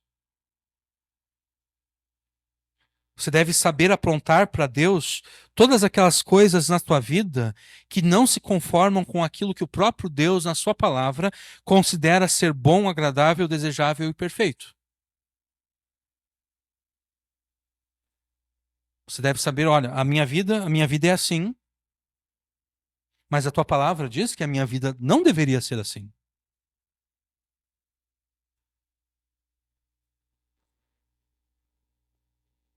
Não pense que o fato de Deus ter determinado as tuas circunstâncias atuais significa que Ele está te condenando a essas circunstâncias até o final da tua vida. Insista com Deus em oração, apontando para Ele cada promessa que você encontrar na sua palavra que te garante uma circunstância diferente daquela que você está vivendo hoje.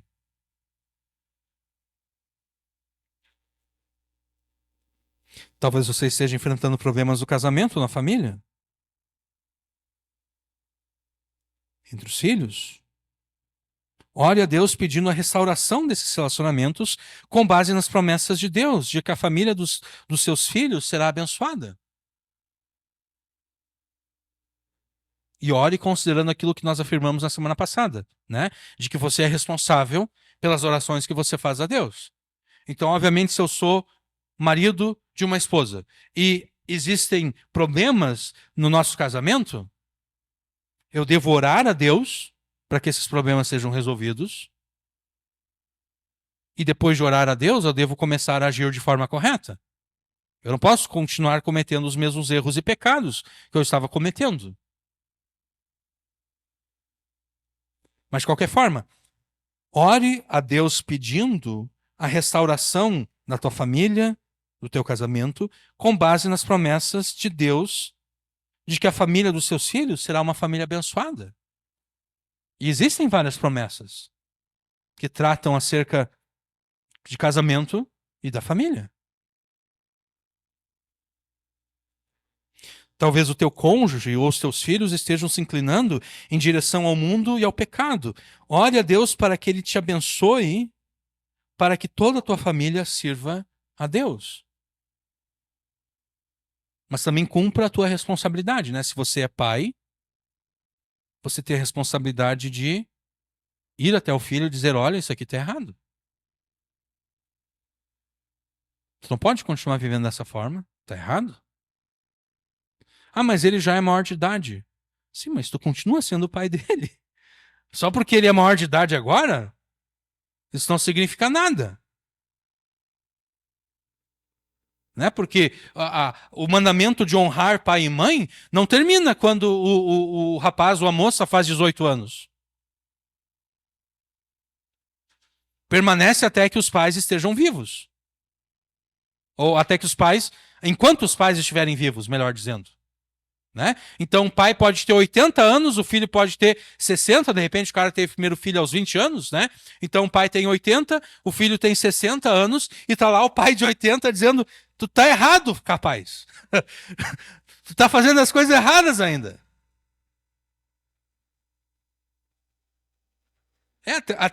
Biblicamente falando, até depois de morrer, porque tem o.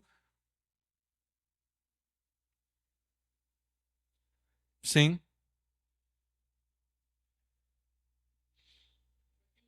sim, sim, sim. É uma forma de honrar o pai, sim, porque se tu não paga, tu tá desonrando a memória dele, né? E eu me lembrei também daquela passagem em Jeremias que Deus manda chamar os recabitas, né? E oferece a eles, ali Jeremias está usando aquela família como um exemplo, ele oferece vinho e eles recusam o vinho, e a razão pela qual eles recusam o vinho é porque o pai deles havia proibido que a sua descendência bebesse vinho. E eles estavam, então, o pai já tinha morrido, mas eles estavam continuando obedecendo a ordem do pai. E Deus estava usando aquilo ali como exemplo para dizer o seguinte: olha, essa família aqui, ó, eles estão honrando o seu pai, porque eles estão obedecendo aquilo que o pai deles determinou. Mas vocês, Israel, que são meus filhos, vocês não estão me obedecendo. Essa família está obedecendo o seu pai, que já morreu, e eu, que continuo vivo, não sou obedecido por vocês. Então, quer dizer, mesmo após a morte, os filhos ainda têm a obrigação de honrar os seus pais. Então, só porque o filho ou a filha já é maior de idade, isso não quer dizer nada. O pai e a mãe permanecem com a responsabilidade de orientar os seus filhos. É óbvio que a orientação, agora que os filhos são adultos, é diferente. Né? É óbvio que um pai, esse pai de 80 que vai falar com seu filho de 60, ele não vai se dirigir ao seu filho de 60 da mesma forma que ele, com 25 anos, se dirigia ao seu filho de 5. Mas ainda assim permanece a obrigação. Ainda assim permanece a obrigação. Então, o cônjuge, os filhos, talvez estejam se inclinando em direção ao mundo e ao pecado. Ore a Deus para que Ele te abençoe, para que toda a tua família sirva ao Senhor. E então, chegue no cônjuge, especialmente o marido, né? O marido tem essa responsabilidade. Aqui, ó. Onde nós encontramos essa responsabilidade? Efésios 5.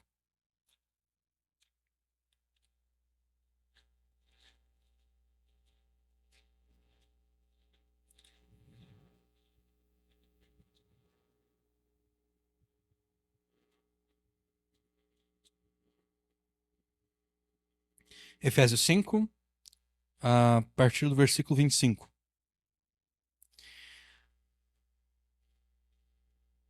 Vós, maridos, amai vossas mulheres, como também Cristo amou a igreja, e a si mesmo se entregou por ela. E Jesus se entregou pela igreja, a favor da igreja, para a santificar, purificando-a com a lavagem da água pela palavra. E isso para apresentar a si mesmo igreja preciosa, sem mácula, nem ruga, nem coisa semelhante, mas santa e irrepreensível. Assim devem os maridos amar as suas próprias mulheres, como a seus próprios corpos. Quem ama a sua mulher, ama-se a si mesmo. Ou seja, assim como Jesus sacrificou-se para santificar a igreja e purificar a igreja com a lavagem da água pela palavra, para apresentar a si próprio igreja gloriosa, sem mácula nem ruga, assim também os maridos devem amar as suas esposas. O marido é responsável pela santificação da sua esposa. Assim como Jesus se responsabilizou pela santificação da igreja, assim o marido deve se responsabilizar pela santificação da sua esposa. O marido não pode ver a sua esposa, eu acho que eu não vou mais servir a Deus. Não. Não, não, não, não, não. Eu sou responsável por ti. Ah, mas eu não quero saber disso aí também, não sei o quê, isso aí é machismo. Bom, quando tu prefere um marido frouxo ou o quê? Né? Quando chega nesses termos, a coisa, né, já descamou um pouquinho. Mas de qualquer forma, tu não pode ser o marido, ainda mais o marido crente, não pode ser frouxo. Como o pessoal dizia antigamente, tem que ser o homem que usa as calças, né? Não é a mulher que usa as calças, né? É o homem que deve usar as calças. Ele que deve ser o responsável pela sua esposa e o primeiro responsável pelos seus filhos. A esposa também, mas o marido deve liderar a sua esposa no cuidado dos filhos. Porque afinal de contas, o marido está para a sua família como Jesus está para a igreja.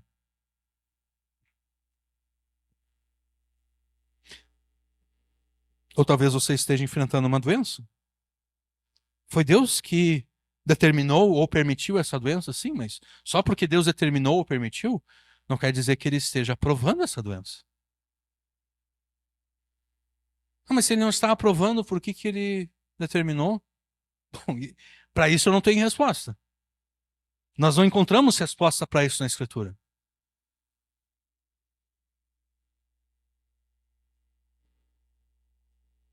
Ele determinou,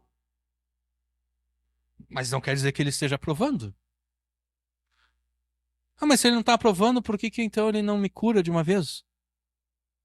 Bom, de repente, se tu começar a orar, de repente, se tu começar a orar de fato como quem quer ser curado, e aqui eu não estou querendo ofender ninguém, tá? Mas às vezes a gente ora de forma desinteressada. E eu confesso que às vezes eu oro de forma desinteressada.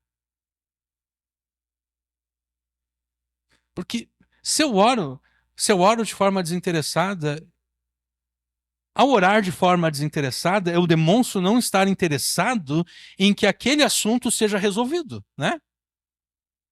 É, tanto fez como tanto faz. Quer dizer, eu vou orar a Deus como quem, como aquela pessoa que diz, eu tenho que fazer a minha boa ação do dia,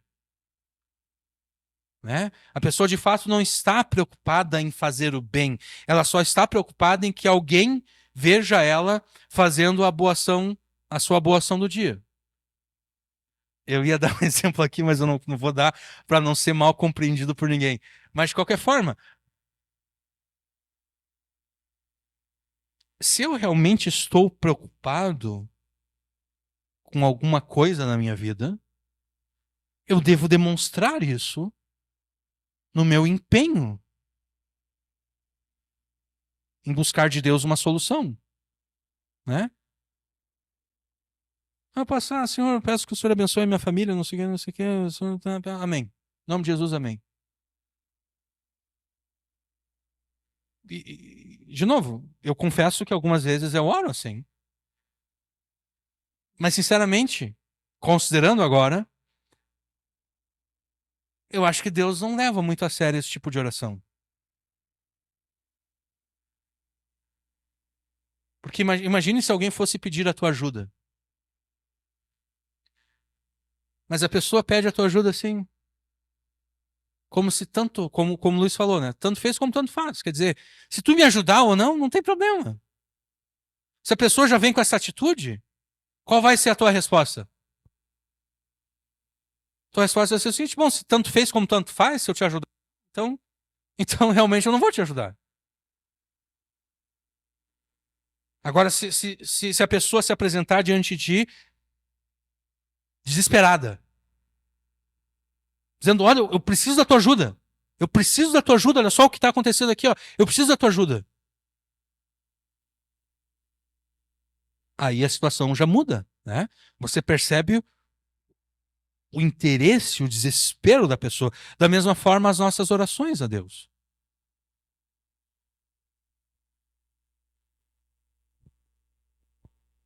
Então, talvez você esteja enfrentando uma doença.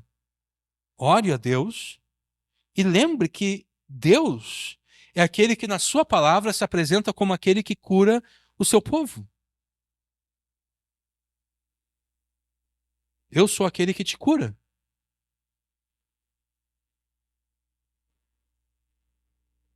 Apresente isso a Deus.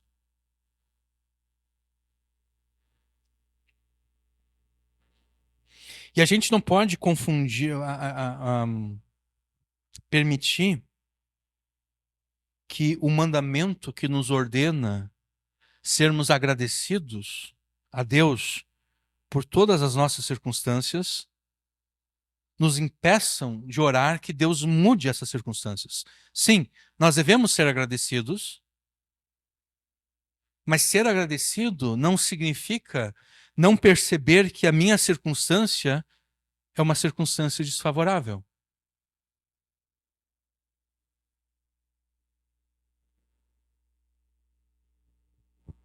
Por exemplo, Paulo, na sua epístola aos Filipenses, ele afirmou que já tinha aprendido a estar contente em todas as circunstâncias.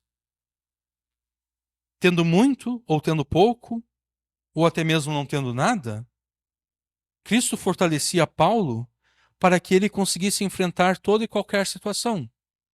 Posso todas as coisas naquele que fortalece. Esse versículo não está dizendo que eu vou conseguir fazer tudo aquilo que eu quiser, porque Deus vai me fortalecer. Não, esse versículo está dizendo o seguinte: eu posso todas as coisas. Eu posso viver em meio à fartura, ou eu posso viver em meio à maior pobreza.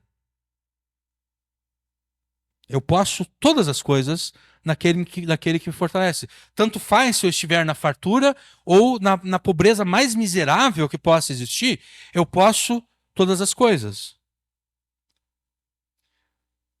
Mas disso, nós não podemos supor que Paulo não soubesse a diferença entre ter muito e não ter nada. Porque certamente ele reconhecia a diferença entre ter muito e não ter nada. E é precisamente por isso que ele escreveu a Epístola aos Filipenses.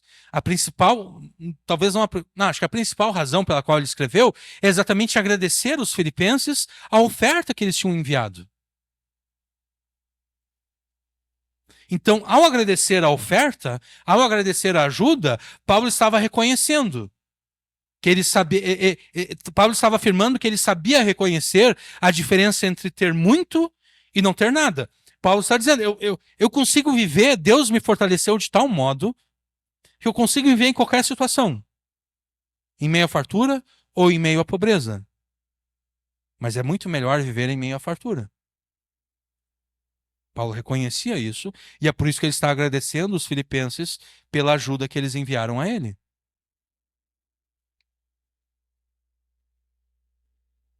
Você também deve aprender a estar contente e agradecido em todas as circunstâncias, mas estar contente e agradecido jamais significa não ter consciência de que Deus promete na sua palavra circunstâncias mais agradáveis. Não há nenhuma contradição entre estar agradecido pela circunstância desfavorável e ao mesmo tempo pedir que Deus resolva essa circunstância. Não há nenhuma contradição.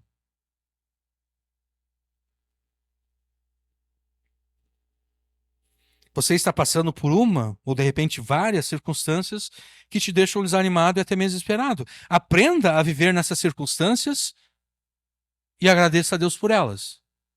Seja como Paulo. Aprenda a viver em qualquer circunstância e seja agradecido. Mas logo após ter rendido graças a Deus por aquela circunstância desfavorável, procure na palavra de Deus promessas que te garantam uma circunstância melhor do que essa que você está vivendo e apresente essa promessa a Deus em oração.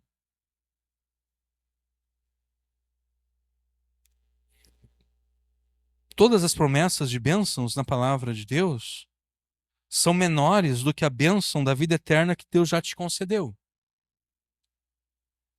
Conforme a exclamação de Paulo em Romanos 8, 31 e 32. Que diremos, pois, então, à vista dessas coisas? Se Deus é por nós, quem será contra nós? Aquele que não poupou o seu próprio filho, mas por todos nós o entregou, será que não nos dará graciosamente com ele todas as coisas? Sendo que Deus já te entregou a maior de todas as bênçãos que ele poderia te dar, por que ele não daria aquelas bênçãos menores?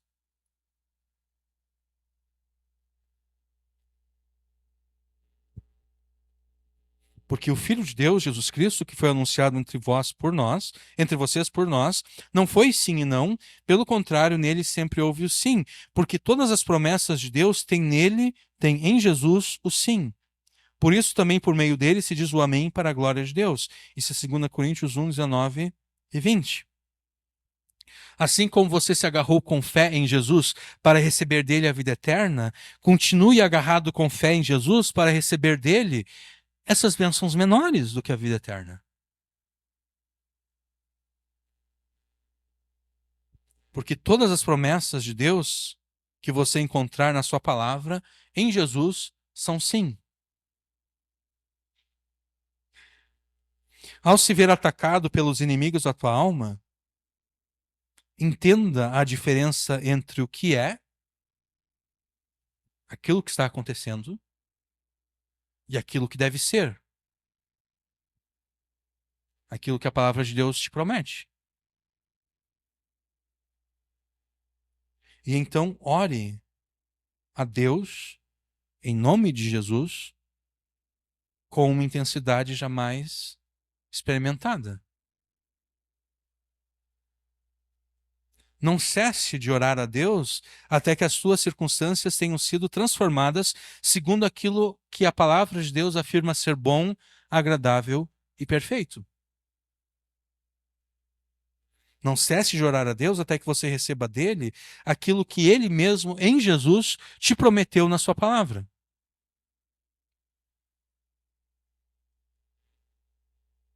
E ore em nome de Jesus. Porque é somente em Jesus que você tem acesso à misericórdia, graça, bondade e amor fiel de Deus. É somente em Jesus que você tem acesso às promessas de Deus e à sua boa, agradável e perfeita vontade. Porque é somente Jesus que primeiro viveu uma vida de obediência perfeita a Deus, obtendo desse modo a justiça e as bênçãos da lei, e então obtendo também o perdão dos pecados, dos teus pecados, pela sua morte, debaixo da maldição da mesma lei. E você pode e deve orar em nome de Jesus, tendo a certeza de que assim como Deus, para atingir o seu melhor e mais supremo dos seus propósitos, decretou temporariamente o mal sobre o seu filho, assim também Deus decretou provisoriamente o mal sobre a tua vida, para por meio deste mal atingir os seus propósitos bons para você, conforme Paulo se expressa em Romanos 8.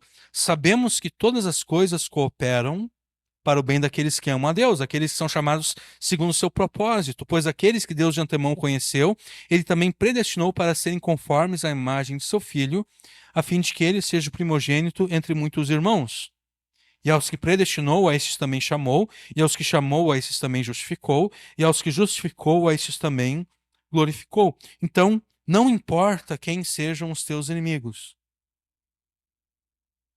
Não importa se o teu inimigo é o mundo, a carne, o diabo, ou talvez a combinação desses três ao mesmo tempo, não importa.